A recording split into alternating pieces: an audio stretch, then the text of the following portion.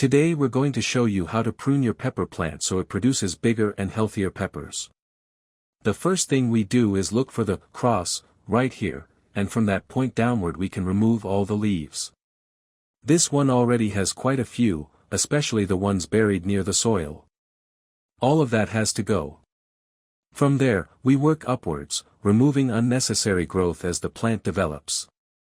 As I said, we prune up to the cross. At the very least, I recommend removing the lowest leaves so they don't touch the ground and bring unwanted diseases. As you can see, we're taking everything off from the bottom upwards. All of this removes wasted energy from the plant and redirects it upwards, toward new growth and fruit.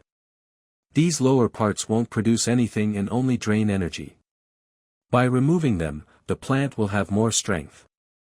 Another important point is to remove any suckers, those little shoots that grow between a leaf and the stem. Those should always be taken out. Many times, a pepper appears right in the middle of the cross, and we always remove that as well. If we leave it, it will take energy away from the plant. This one here already had that, so we removed it and now the plant is ready. Let's move on to another one and I'll show you again. Same process, from the cross downwards, everything comes off. And by the way, 90% of the people who watch my videos are not subscribed, so if you're not subscribed yet, hit that button so you don't miss future tips. Right now we're making videos on spraying tomato plants, and the tomato pruning video is already available on my channel.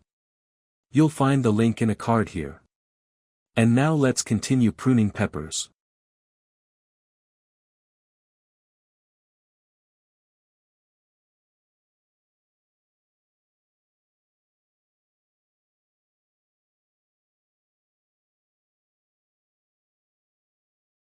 As you can see, this one is already almost done.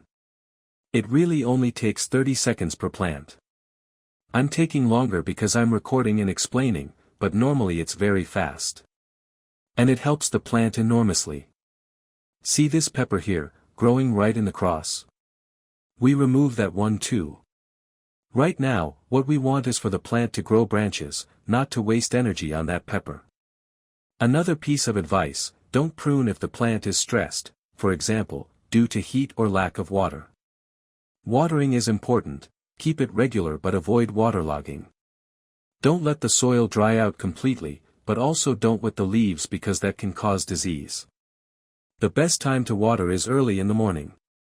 That way the sun will dry the soil surface and leave moisture deeper underground, preventing fungal problems. When the fruit starts to mature, you can reduce watering slightly to concentrate flavor. Pepper plants also need 6 to 8 hours of direct sunlight daily, so place them in a spot with plenty of light, but not full sun all day long. When it's time to harvest, cut the fruits with scissors to avoid damaging the stem and future growth. If the plant is loaded with fruit, you can pick some even if they're not fully ripe, to ease the strain and allow the plant to keep producing. If you notice wrinkled leaves or deformed peppers, check carefully for pests like aphids. Early infestations often cause those symptoms, so pay close attention and act quickly if you see them.